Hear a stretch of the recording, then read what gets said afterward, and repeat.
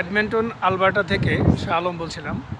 গতকালকে এক ভাই আমার ভিডিওতে কমেন্ট করেছিল এবং সে জানতে চেয়েছেন যে উনি একজন ফার্মাসিস্ট এবং সে যদি কানাডাতে আসে সেই ক্ষেত্রে সে ফার্মাসিস্টের পুনরায় যদি আবার কানাডাতে স্টাডি করতে চায়, যেহেতু বাংলাদেশের তার ফার্মাসিস্টের সার্টিফিকেটটা সে এখানে কাজে লাগাতে পারবে না, সেক্ষেত্রে এখানে পুনরায় যদি সে আপডেট করতে চায় সেক্ষেত্রে তার কি করা লাগবে।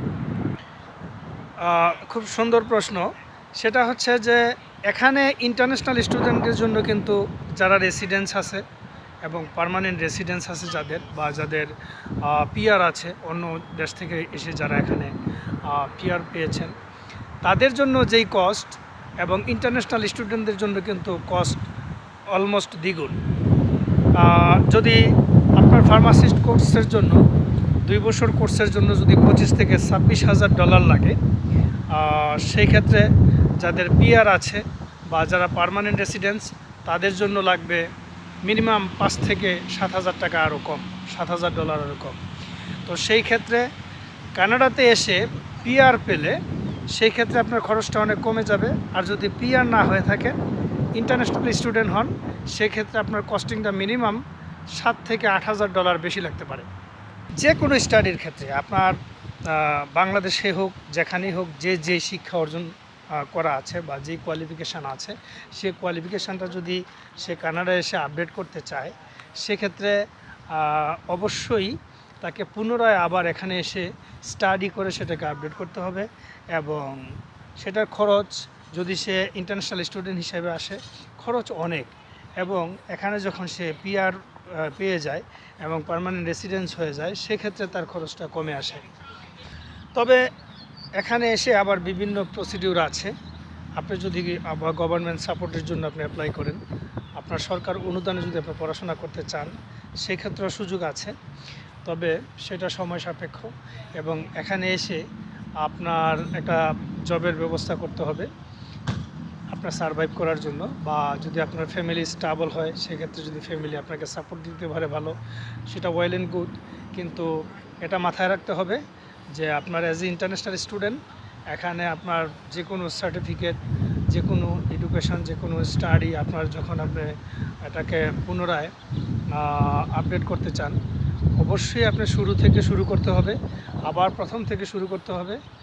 হ্যাঁ, আপনার ওই সার্টিফিকেট কোনো ক্রমেই আপনি এসেই কাজে লাগানোর কোনো সুযোগ নেই। আরেকটা বিষয় হলো, আমি গত 2 দিন আগে একটা ভিডিও আপডেট দিয়েছিলাম এবং সেখানে ওই ভিডিওটা আমি করেছিলাম একটা ভাইয়ের রিকোয়েস্টে, যে আসলে কানাডার রিয়েলিটিটুকু একটু তুলে ধরেন এবং আসলে বর্তমান যে পরিস্থিতি সে সম্পর্কে বলার জন্য সে বলেছিল। তো আমি রিয়েলিটি যেটা সত্য সেটাই আমি বলেছি।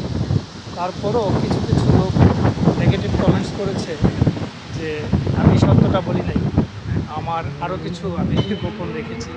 তো যারা মনে করে যে গোপন রেখেছি এবং সে যদি মনে করে যে না, কানাডা না আসার জন্য আমি ইন্সপায়ার করছি, সেক্ষেত্রে আপনি আরও ইনফরমেশান সংগ্রহ করুন এবং জানুন, ভালোভাবে জানুন, যাতে করে আপনার নিজের যে আশাগুলো যাতে ভঙ্গ না হয়।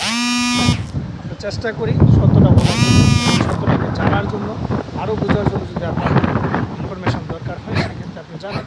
তো এই ছিল আমার বলার মতো। সেটা হচ্ছে, আমি আবারও বলি, আপনি যে কোনো আপনার কোয়ালিফিকেশান এখানে এসে যদি আপনি আপডেট করতে চান, সেক্ষেত্রে অবশ্যই অ্যাজ এ ইন্টারন্যাশনাল স্টুডেন্ট আপনার ক্যানাডিয়ান যারা আছে, যারা রেসিডেন্স আছে, যাদের পিআর আছে, তাদের তুলনায় অবশ্যই আপনাকে বাজেট করতে হবে তাদের তুলনায় $5,000 থেকে $7,000 বেশি। হ্যাঁ, এবং আপনি পিআর হওয়ার পরে বা এখানে পার্মানেন্ট রেসিডেন্স হওয়ার পরে সেক্ষেত্রে আপনার সচরাচর এখানকার যেই নর্মাল প্রসিডিউর আছে সেই সুযোগ সুবিধাটা আপনি পাবেন। যাই হোক, আরও কিছু জিজ্ঞাসা থাকলে কমেন্টে লিখবেন, আমি চেষ্টা করব যতটুকু আমি জানি সেটা আপনাকে প্রোভাইড করার। তো ভালো থাকবেন, সুস্থ থাকবেন, এই কামনা বিদায় নিচ্ছি। আল্লাহ হাফেজ।